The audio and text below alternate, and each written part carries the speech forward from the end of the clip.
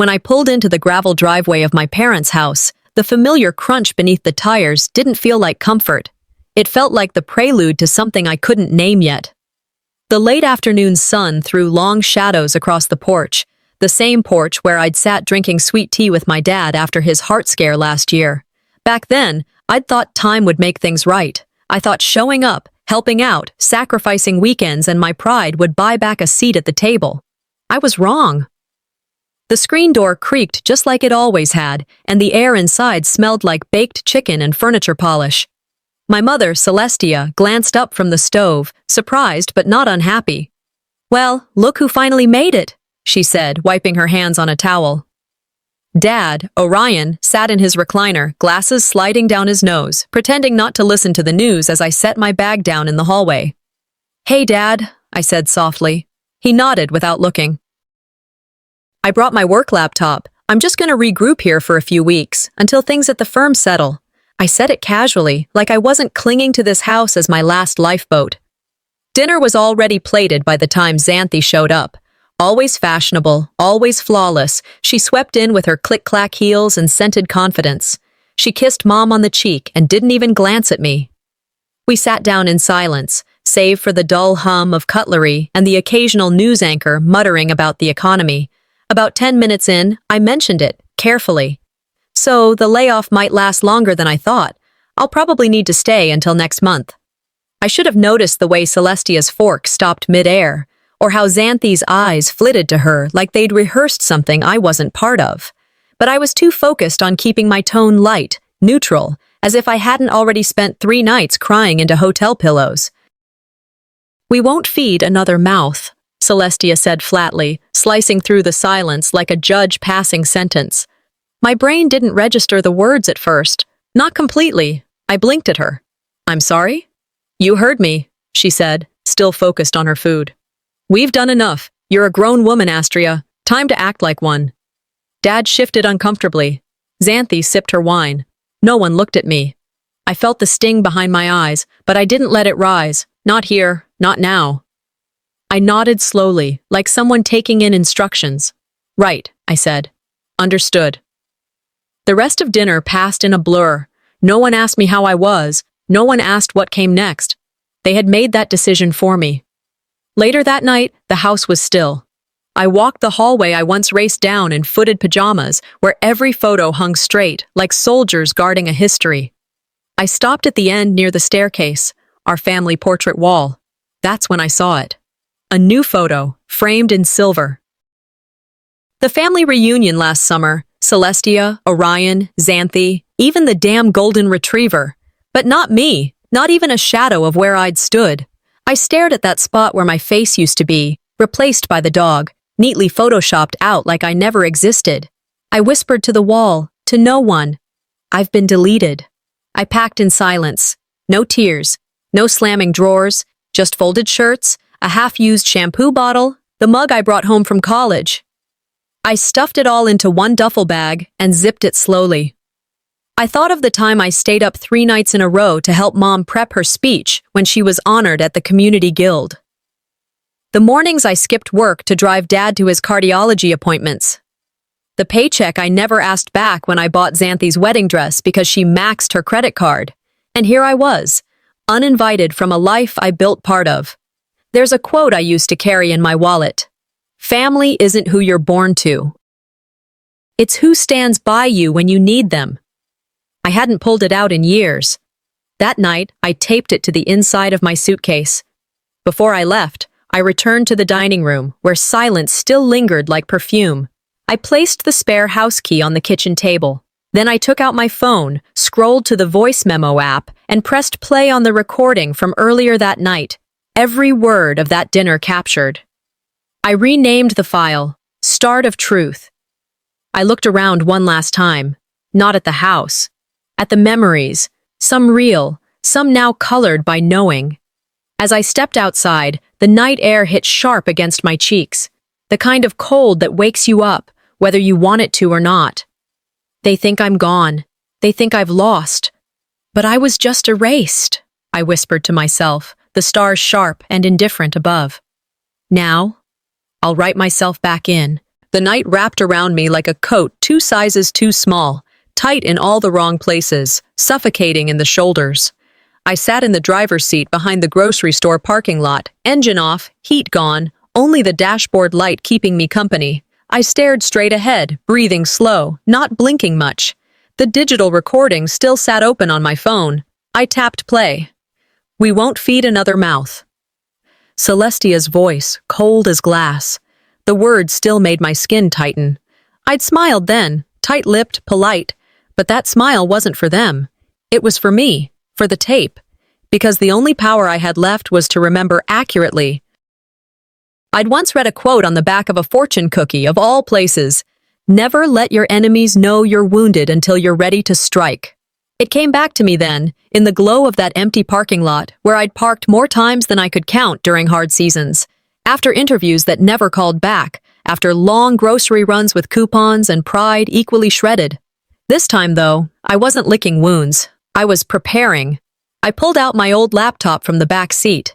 The thing had a cracked corner and one hinge always squeaked when I opened it, but it still booted up.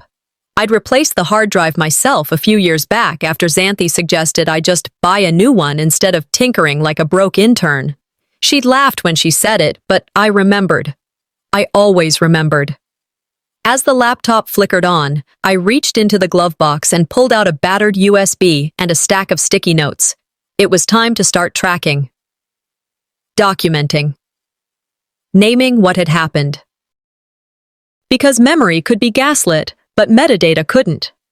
I tried logging into the shared family account we used for house expenses, an account I'd set up originally when Dad got sick. Access denied. I tried again. Wrong password. I clicked on Forgot Password, and the recovery email flashed on screen. xvail@thornfamilytrust.org. I stared at it, pulse thudding in my ears. They'd already removed me. Quietly. Strategically. It wasn't a reaction to my return. It had happened weeks ago. I hadn't fallen out of the loop. I'd been cut from it. I sat back against the seat, let the weight of it land.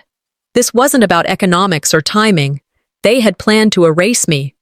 The dinner had been a formality, a final courtesy before they sealed the door shut.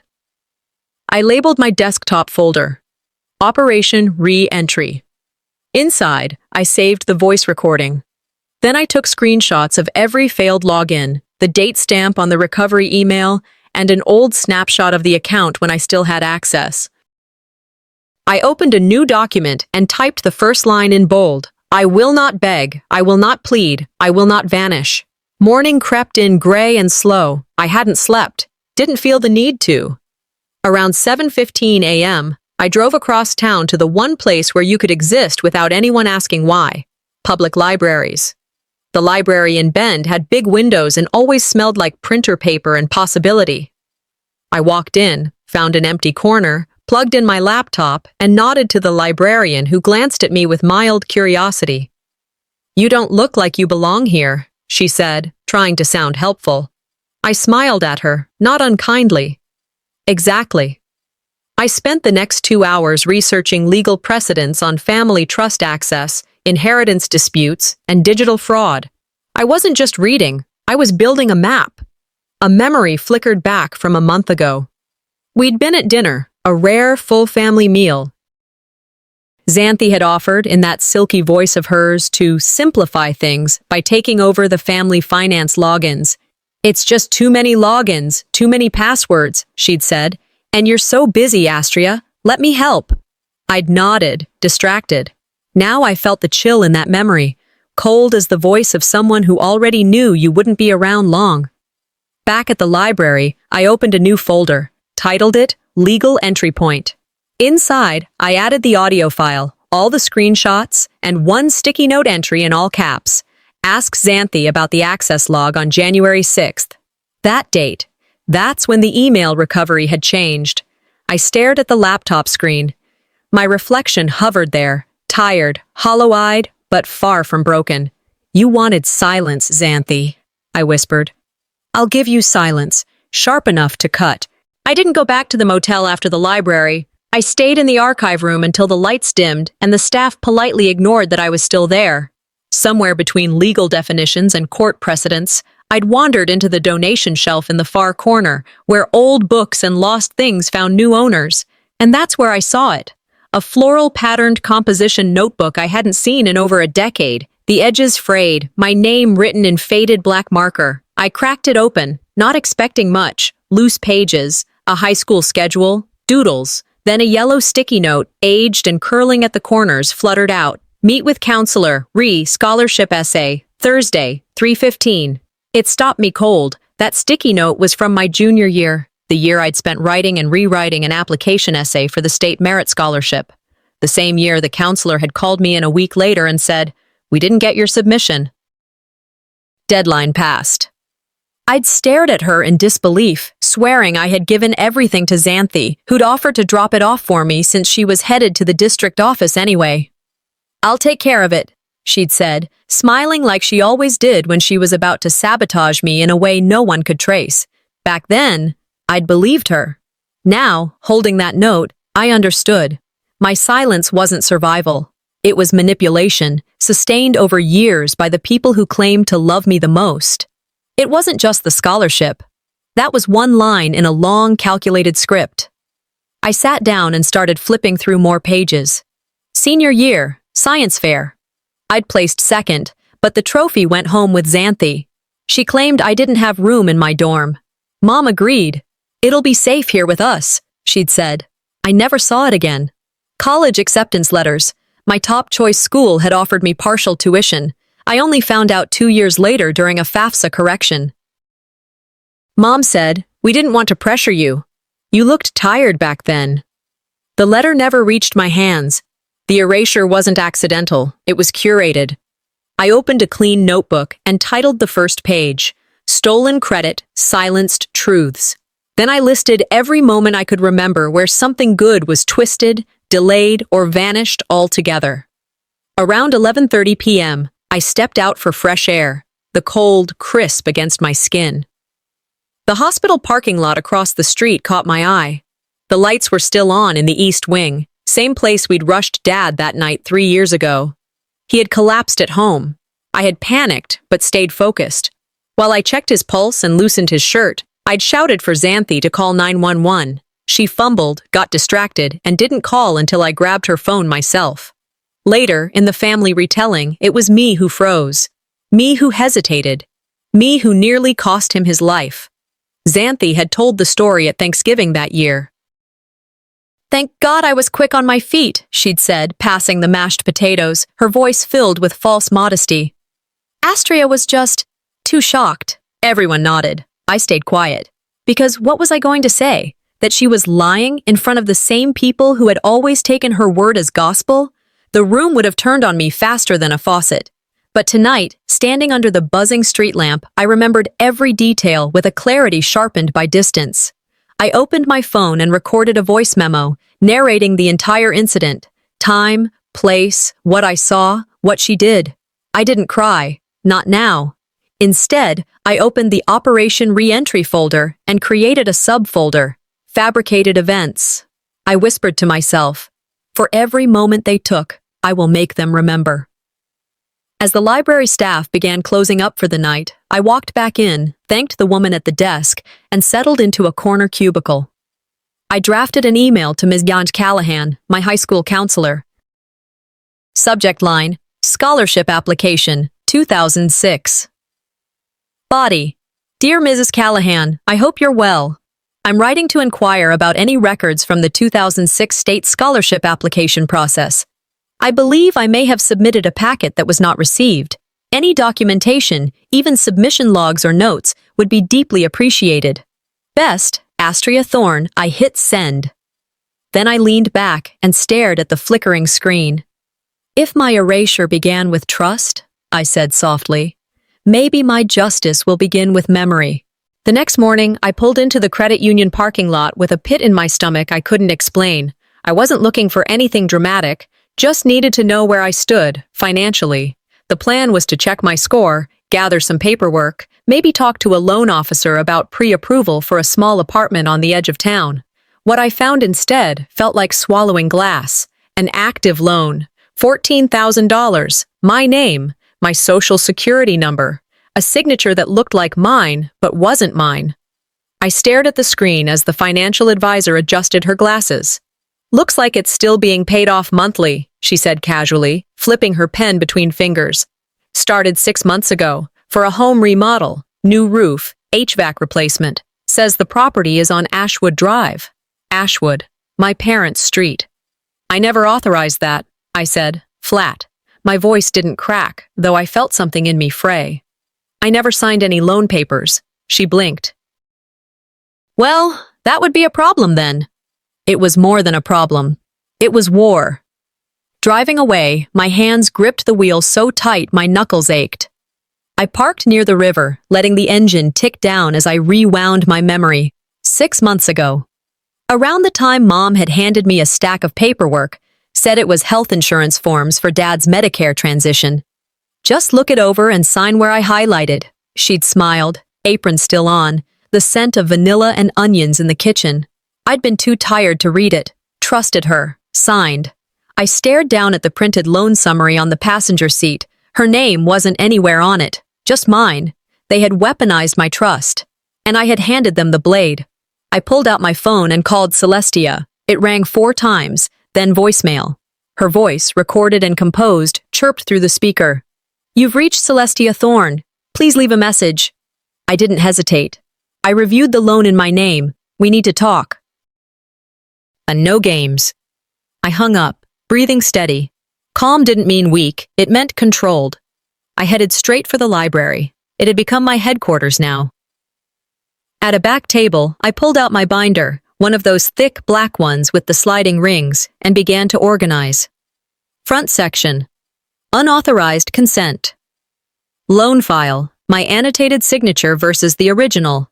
Screenshot from the credit report. Next. Family exploitation patterns. Audio file from the dinner. Failed login records from the house fund account. Copies of the email trail I'd quietly started collecting over the last week. I didn't label it revenge. I called it documentation. That evening, while organizing digital files on my phone, I stumbled across another recording, one I'd made almost out of habit. The kitchen conversation. It had been a small moment. Xanthi had handed me a thank you letter to sign, something for a gift our parents had received from a family friend. "Just sign at the bottom, so we both look gracious," she'd said with that same breezy charm she always used when hiding a blade behind her back. I had signed it without thinking. And now, in front of me, that exact signature was identical to the one on the loan, the signature they'd used to transfer property deeds and lock me out of my own inheritance.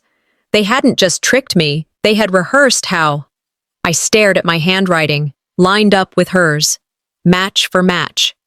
My voice echoed in the quiet library. "No one steals more from you than the ones who think you owe them everything."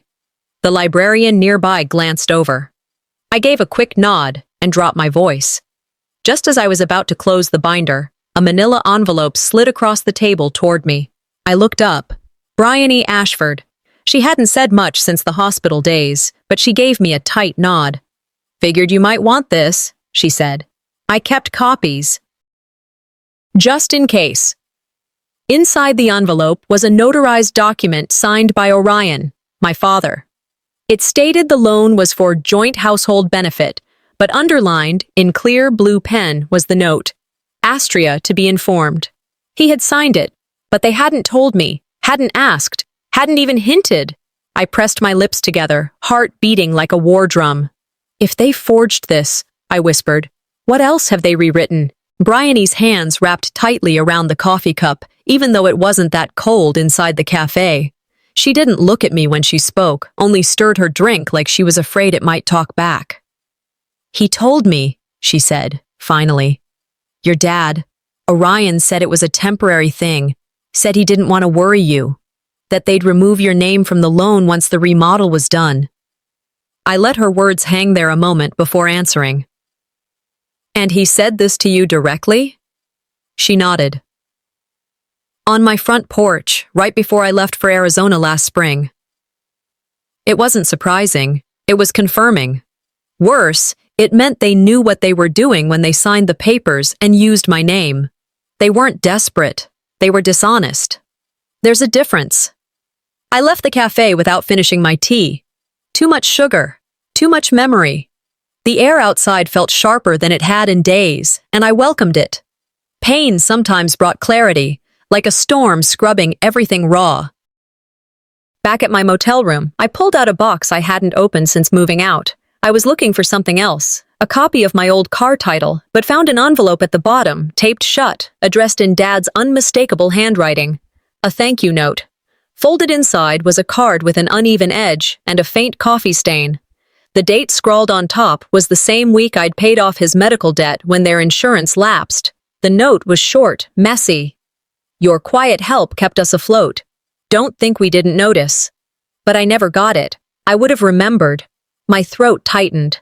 Not from sadness, more from the bitter taste of understanding. Someone had intercepted it, likely Celestia. She always handled the mail, the papers, the optics.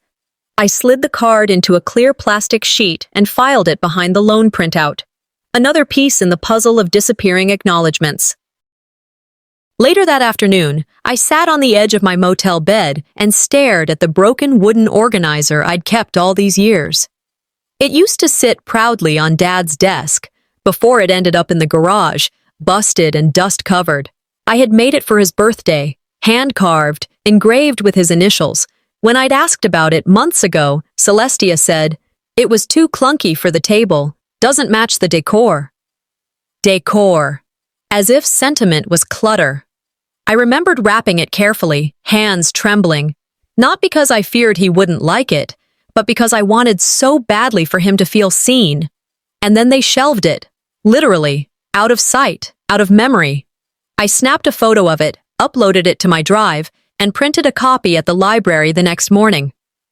Alongside the thank you note, both went into a new folder inside my binder, titled, The Cost of Silence.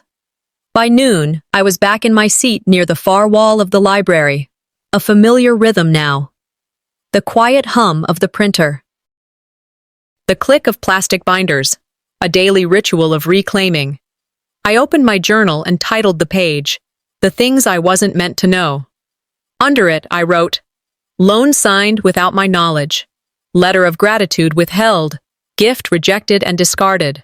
Then, I paused. Maya Angelou came to mind, something she'd said once that stuck with me. When someone shows you who they are, believe them the first time. I added it at the top of the page. None of these were isolated events. They were part of a script I hadn't written, but had been cast in from the beginning. Quiet support, unrecognized labor, strategic sidelining. That evening, as the sun dipped below the tree line, I sealed the thank you letter and the broken gift photo into a large envelope. I didn't label it as evidence, not yet. I called it what it was, insurance, a reminder, a warning. I slipped it into my binder, slid the binder into my bag, and took a deep breath. The air didn't feel lighter, but I did. Back at the motel, I was halfway through microwaving a dinner for one when my phone buzzed on the nightstand. Blocked number. I let it ring. When the voicemail popped up, I hesitated, then played it on speaker. Astria, my mother's voice said, too measured, too controlled. I think we need to discuss some misunderstandings. Please come to dinner tomorrow. We should clear the air. I leaned back, tossed the remote onto the bed. She wanted a peace offering, a reset, a return to the script where I played the quiet, forgiving daughter. But that role was dead. I whispered to the empty room. She thinks I'm still the version of me that needed a seat at their table. That version's gone. It was 6:12 p.m. When I parked in front of the house I no longer called home, the porch light was already on. Celestia always timed that perfectly. As I stepped out of the car, the same porch swing creaked in the wind, and the scent of rosemary floated from the garden bed Xanthi had installed to create a sense of rootedness. I knocked once before letting myself in. I could have walked away. God knows I should have. But I wasn't here for closure. I was here for confirmation. Celestia greeted me at the doorway with a smile that didn't reach her eyes. "You're right on time," she said, like it was a test and I'd passed the first question. The table was set exactly as it always had been. My place at the far end, the mismatched chair I used as a kid, chicken cacciatore, garlic rolls, a red wine I used to like, poured into a glass, already sweating. It was staged like a memory they hoped I'd fall into. I didn't sit right away. I walked to the kitchen, ran my hand along the counter, peeked into the pan like I hadn't already smelled everything. I was buying time, calculating. Orion entered last, nodded to me like a guest he didn't expect to stay long. Then, Xanthi. She arrived 10 minutes late, in a beige coat that probably cost more than my last paycheck, and kissed Celestia on the cheek before offering me a practiced grin. Well, look who's back. We started eating. Celestia spoke first. You look well. I hope the past few weeks gave you time to reflect. I glanced up. On what, specifically? Her fork paused. On how things escalated. On how sometimes stepping back helps everyone cool off. I nodded slowly. And sometimes it gives you a better view of who's actually holding the match. No one laughed. We chewed in silence for a bit.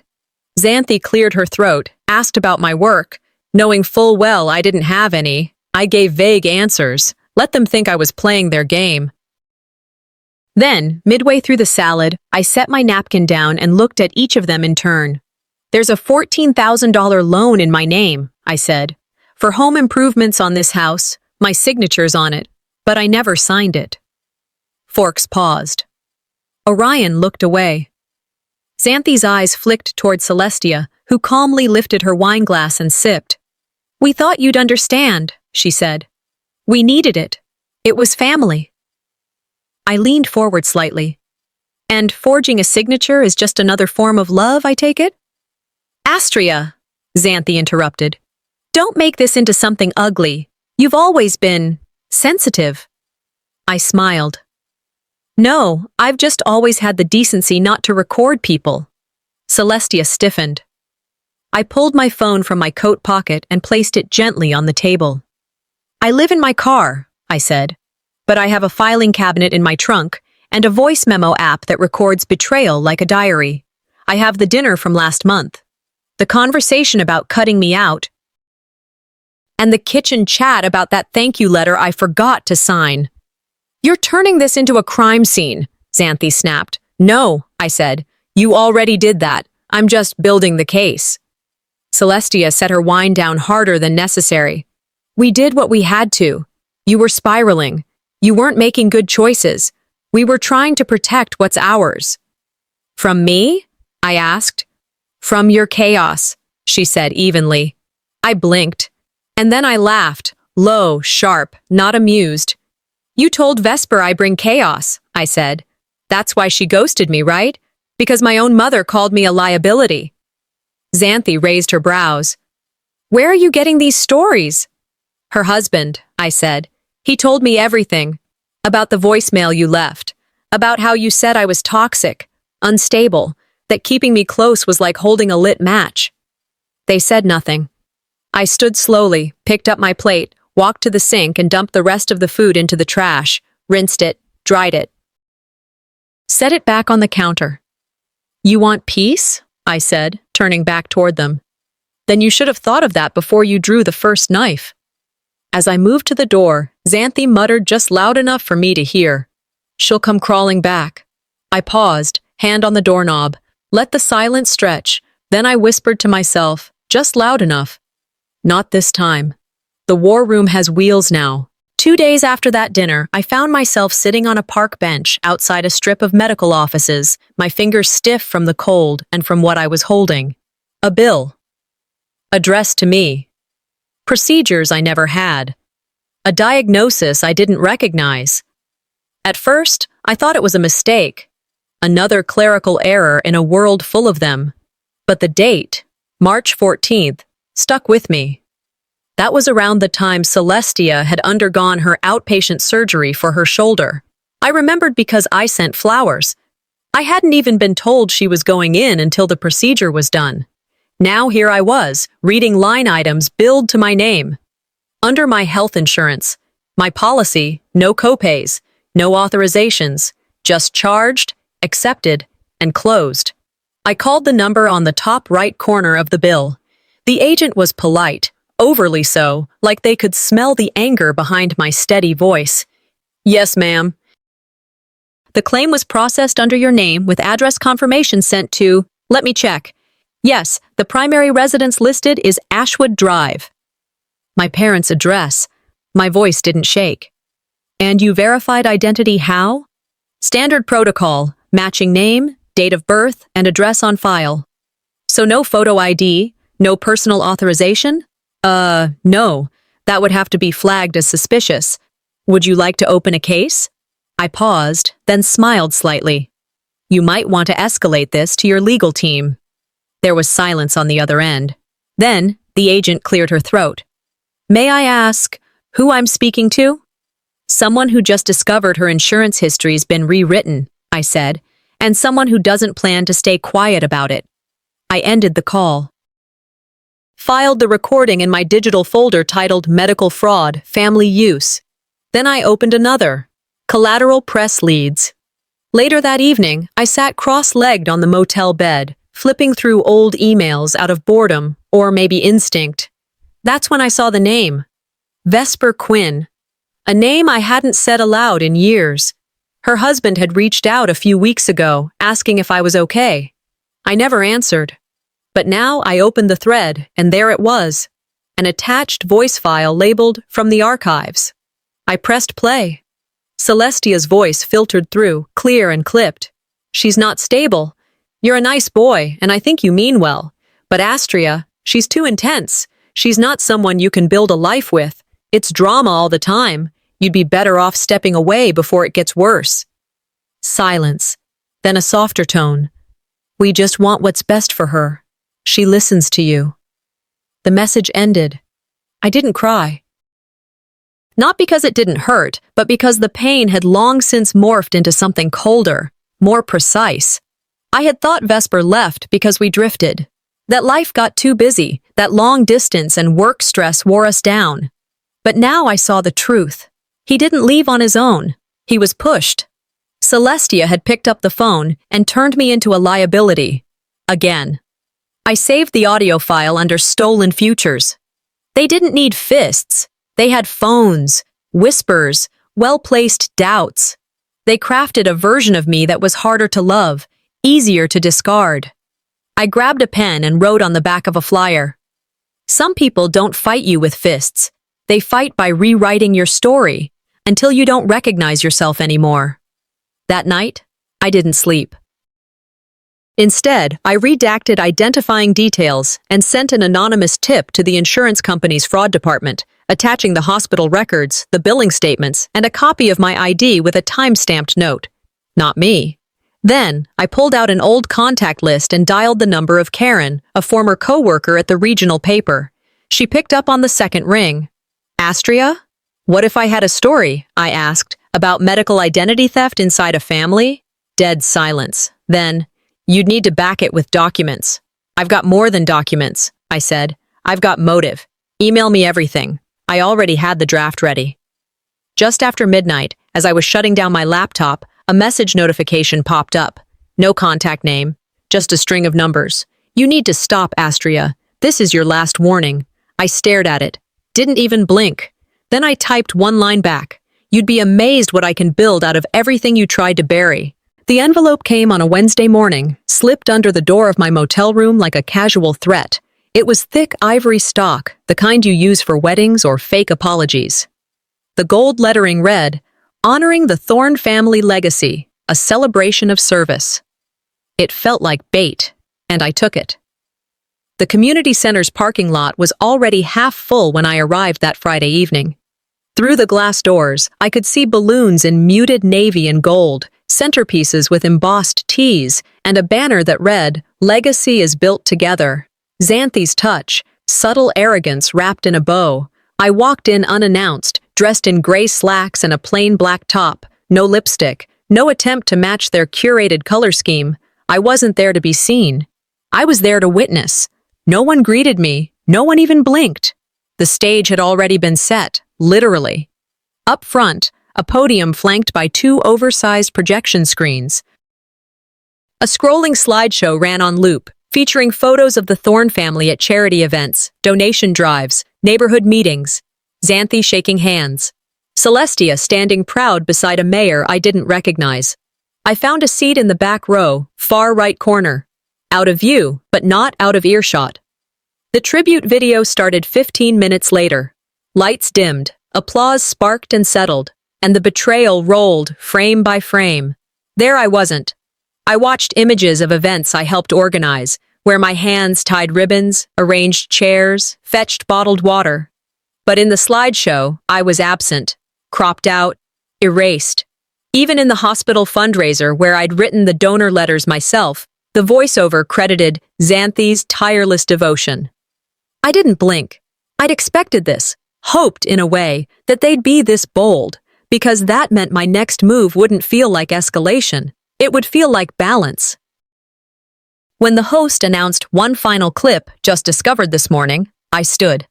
I walked calmly to the AV booth, handed over a USB.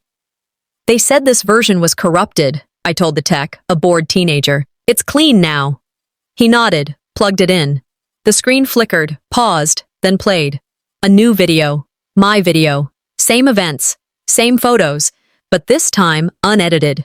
There I was, coordinating tables, hugging neighbors, handing checks to charities, sitting beside Dad during his recovery speech. My name was spoken, my presence undeniable. Gasps rolled through the crowd. Up front, Celestia stood abruptly, fingers twitching at her necklace. "Turn that off," she hissed to the tech. He looked confused. "She's on the program list." The room turned electric. I stepped forward, my voice even. I wasn't forgotten. I was erased, and not by accident. Eyes locked on me, some wide with disbelief, some narrowing, recalculating alliances. I was erased by people who couldn't handle being less loved, less honest, less human. Celestia's lips parted. Xanthi tried to grab the mic, but I beat her to it.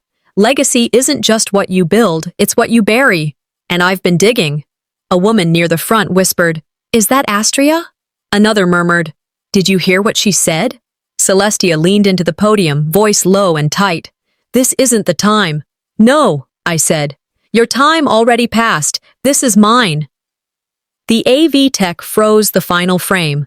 A photo of Dad in the hospital, hand clasped in mine. No filters, no edits. White text faded onto the screen. Some truths don't fade. They were just muted. I walked out before anyone could stop me. No applause, just silence. Heavy, aware, permanent. Outside, the air was crisp with evening. I took a deep breath, exhaled, and turned on my phone. One new message, from Karen, the reporter I'd contacted. "You ready to go on record?" I met Karen at a quiet coffee shop downtown, the kind with brick walls and baristas who memorized your name after 2 visits. She wore her coat indoors like she didn't trust the heat, and her laptop was already open, a screen full of documents blinking back at her. "This isn't a family dispute," she said, after watching 5 minutes of the tribute video I'd given her. "This is generational control, disguised as tradition, packaged as legacy." I nodded once. There was nothing to say. Not yet. She scrolled through the folder labeled Evidence, Astria, her eyes pausing on a file titled Voicemail, GM. "Is this?" I took a breath. "Yeah." Vesper had forwarded the audio 2 days ago. A voice message from my grandmother, Nana Louise, left just 48 hours before she passed. I'd never heard it until now. I tapped play. Her voice came through low but clear, the cadence worn but fierce. "Astria, baby, I know what they're doing, and you do too. Don't let them take your light, sugar. They didn't earn your silence. You were born to speak fire, not swallow it." Silence. I stared at the screen like the pixels might hold more answers. That voice had been the only one that ever made me feel like I wasn't exaggerating, like I was seen, and they'd buried it. Karen blinked back something wet. She didn't speak, just clicked and dragged the file into a subfolder called Primary Sources. We sat in that quiet for a while. Then I got a text, Bryony. I met her 2 blocks over, at the same bench near the community garden where she used to pull weeds and gossip about town council. She looked tired, not old, like someone who'd carried too much too long. "I want to speak," she said, sitting beside me without preamble. "If you're going public, I want to add my piece." "You sure?" I asked. Bryony nodded. I remember what you did for your dad when he collapsed. The calls, the drives, the night shifts when Celestia was too tired. Well, I've got photos, dates. I even have that note he wrote me. She reached into her bag and pulled out a folded paper. It was thin from time but still legible. Astria's doing more than any of us expected, it read in Orion's handwriting. More than we deserved. I took it carefully, like something sacred. This changes everything, Karen whispered later when I handed her a copy. They didn't just lie. They rewrote the script. I didn't smile. I didn't even nod. I just breathed easier for the first time in what felt like months. Back at the library that night, I updated my binder. New tab. Witnesses I didn't know I had. The title wasn't dramatic. It was accurate. For every story they'd twisted, I had facts now. Third-party recollection. Outside confirmation. I didn't need them to confess. I just needed the record to outlive the echo chamber they'd built. Meanwhile, the cracks had started showing. Celestia missed Sunday church for the first time in years. A neighbor told me she looked pale and refused to talk after service. Xanthi posted a long-winded status online about lies spread by jealous people who can't let go of the past. I said nothing, but others did. Comments started rolling in, old family friends asking, "Where's Astria in these photos?" A retired teacher who used to live down the block commented, "Funny, I remember Astria organizing that fundraiser, not Xanthi." And the silence, their favorite weapon, began working against them. 2 days later, I walked into the library like I always did, table by the west window, corner seat, binder out, laptop open, calm. There was a letter waiting for me. No return address, just my name, handwritten across the front. I knew the penmanship, my father's. I sat down, peeled it open, a single sheet. "You may not forgive us, but I want you to know, I knew. I just wasn't brave enough." I folded it once, placed it in the pocket behind the tab labeled regret. Then I whispered, "That's the difference between you and me. I learned how to be." Isolde met me at the top floor of a converted brick building downtown. Her office smelled faintly of coffee and printer toner, and her desk was cluttered in a way that told me she cared more about getting things done than keeping appearances. I hadn't seen her since our last year of undergrad, when we still thought student loans were temporary and justice was objective. Now she was in a fitted navy blazer, glasses on the bridge of her nose, reviewing the pile of evidence I'd dropped in front of her. USBs, screenshots, notarized statements, audio files. She looked up after 30 minutes. "This is one of the clearest cases of familial fraud I've ever seen." I didn't speak, just waited. "I'll file a formal complaint with the State Fraud Unit," she said. "They'll be notified within 5 business days. If they try to spin anything publicly, it becomes evidence of retaliation. Are you ready for the heat?" "No heat left to burn me," I replied. 2 days later, the complaint was submitted. At the same time, Karen's article dropped in the Sunday edition of the regional paper, front page, above the fold, a black and white still of me from the tribute video played across a screen. Headline: Erased, How One Woman Fought Back Against Family Gaslighting. I read it from my car, parked outside the florist shop. She'd quoted former neighbors, used lines from my grandmother's voicemail, and included Bryony's handwritten note. It wasn't sensational, it was surgical. She didn't turn me into a victim. She turned me into a record. The piece ended with, "Sometimes justice doesn't come with sirens or courtrooms. Sometimes it's a still photo, a full name, a name never meant to be forgotten." Later that afternoon, I sat in the parking lot and listened to the local AM radio station replay the article word for word. My name sounded strange coming from a stranger's mouth. Not fake, just accurate. At the same time, silence began unraveling everything on the Thorn side of town. Xanthi deleted 3 years' worth of Facebook posts within hours. Celestia stepped down from her charity board, citing emotional exhaustion. Someone told me she left church before communion and didn't speak to anyone the entire service. Orion met with the church elders behind closed doors. Nobody apologized, but no one defended them either. It turns out silence only works when you control the room, When you don't, it becomes the loudest confession of all. I didn't respond, didn't post, didn't feed the fire. Instead, I updated my private log, just a simple entry. Outcome, truth witnessed, not forced. Then I drove north, signed a lease for a rental cottage just outside of town. It was small, had a patchy yard, and a leaning garden fence. But the sun hit the back deck in the morning, and there was room to plant rosemary. I unpacked my binder onto the kitchen counter. Then I wrote one sentence on a fresh page. Justice isn't about punishment, it's about balance being restored. That night, as I opened the mailbox for the first time, I found a letter. No return address, just my name. Inside. One folded page. I saw the article. I should have stood up for you. Can we meet? Vesper. I stood there for a moment, the wind picking up, flicking the corner of the page. Then I looked out across the neighborhood, one street lamp already buzzing against the early dusk. Some bridges can be rebuilt, I said aloud, folding the letter back carefully. But only if both sides walk. The garden behind the rental was only 5 feet wide, bordered by a fence that leaned like it had given up defending anything. Still, it was mine. I ran my fingers through the soil that morning, hands dirty in a way that felt honest. No pretense here, just rosemary and lavender, planted with intention, not ceremony. I thought about what distance really meant. It wasn't about miles or highways. It was about the space between who I'd been told to be and who I now allowed myself to become. I wasn't hiding. I was preserving.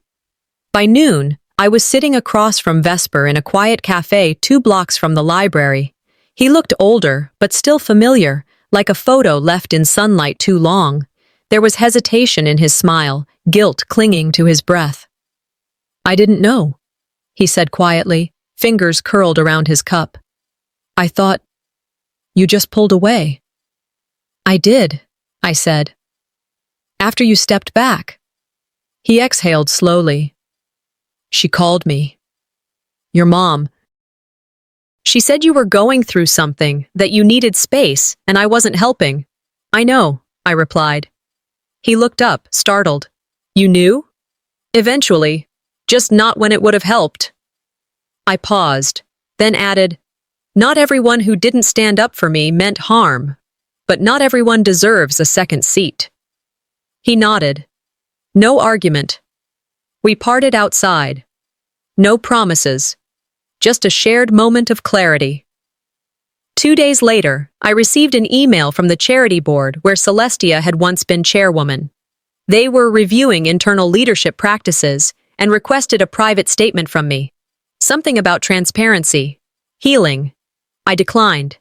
Instead, I wrote an open letter and submitted it to the paper's opinion section. Title: To everyone who called me difficult. It read, in part, you called me stubborn when I wouldn't smile through disrespect. Cold when I stopped rescuing people who watched me drown. Difficult when I asked for clarity. This isn't bitterness, it's boundary, and you don't owe love to those who demand your silence. It ran the following Sunday. I didn't read the comments. I didn't need to. The next morning, a text came through from a number I hadn't blocked but hadn't used in months. I miss my daughter. If you ever want to talk, I'm here. Orion. I stared at the screen for a long time. I didn't delete it. I didn't reply either. Sometimes healing isn't a hug. It's choosing not to reopen the wound. Later that afternoon, I pulled open the sliding door and let the sun hit my desk. My nameplate, Astria Thorne, freelance editor, sat quietly in the corner. No spotlight. No fanfare. I worked in the mornings, volunteered at the library twice a week, taught a free writing class on Fridays. Some weeks, I saw more truth in those sessions than I ever did at family dinners. On my bathroom mirror, I'd taped a quote in red ink. The loudest freedom is the kind that doesn't ask for attention. That evening, I checked the mail. Bills, a gardening catalog, and one manila envelope, stiff and anonymous, postmarked Salem. Inside was a certified copy of a trust fund document. My name, the original beneficiary designation, no edits, No red lines. They knew. From the beginning. I ran my finger along the edge of the paper, then folded it neatly and slid it into the back pocket of my binder. So they knew, I whispered. From the very beginning. The law firm smelled like leather and old air, just polished enough to say serious, but not enough to make you forget how long they'd been at this game. I sat across from the attorney, a woman named Clara, who handled estate cases like she was cracking open a safe. She slid the document across the table without commentary. I didn't need one. It was the original trust form. My name, mine, typed neatly on the line marked Primary Beneficiary. Date stamped. Notarized. 2 days later, Clara said, tapping the timestamp with her pen, your mother met with the trustee behind closed doors. That's when the revision was filed. I didn't flinch. I just nodded, folded the paper back into its envelope and said, then let's begin phase 2. We filed suit the following week.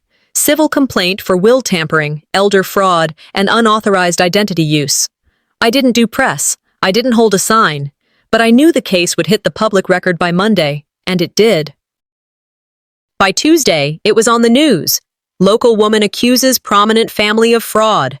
Subhead, trust betrayed. I didn't answer the phone for 3 days. Xanthi, as expected, tried to save face. Released a statement calling it a clerical error, a family misunderstanding. She played the victim in a cashmere cardigan. She said she loved me. I uploaded 1 page, the original document. My name, clear, undisputed. Caption, you erased me in ink. I answered in daylight. The shift was subtle, but seismic. The people who had once whispered support now spoke it out loud. Old neighbors stopped looking away when they saw me in the store. One woman in the post office handed me a note that just said, we know. And the Thorne family? Celestia called. She asked to meet somewhere neutral, she said. I chose the community center garden. Public, symbolic. A place with benches, not shields. She was already crying when I arrived. No makeup, no mask. I didn't want to lose the family, she said. I looked at her, long and plain. You didn't lose it. You broke it. I was scared, she said, of what you'd become. I stepped back. Then you should have raised someone you didn't have to fear. She didn't argue, just nodded, like she finally realized she wasn't the lead anymore. We didn't hug. I didn't offer grace. I just walked away, lighter. In court, I won. Xanthi was removed from her positions. Celestia was barred from managing financial affairs for 10 years. I didn't take everything, just what was mine, plus 1 clause, an irrevocable restriction barring them from accessing my portion ever again. I donated 10% to a domestic abuse fund under a new name. Erased no more. No interviews, no speeches. I just moved on. Justice isn't vengeance. Sometimes it's not even loud. Sometimes it's just not going back. My new studio sat 2 blocks off a quiet street in Portland, painted sage green. Sunlight hit the windows by 9:30 every morning. My name was etched on the glass door. Inside, clients gathered each week for storytelling workshops. Most were women, some older than me, some much younger. I opened every session the same way. You're not hard to love. You were just in the wrong room. One Thursday evening, I left late. The rain came down soft, not angry. As I crossed the street, I passed a mother and her daughter, maybe 13. The girl looked tired. The mom snapped at her, nothing cruel, just impatient. But it was enough to tighten the girl's shoulders. As they passed, she looked back at me, just for a second, and mouthed the words, I see you. I smiled, not bitter, not broken, whole. I was never asking to be kept. I was asking to be seen. Now I am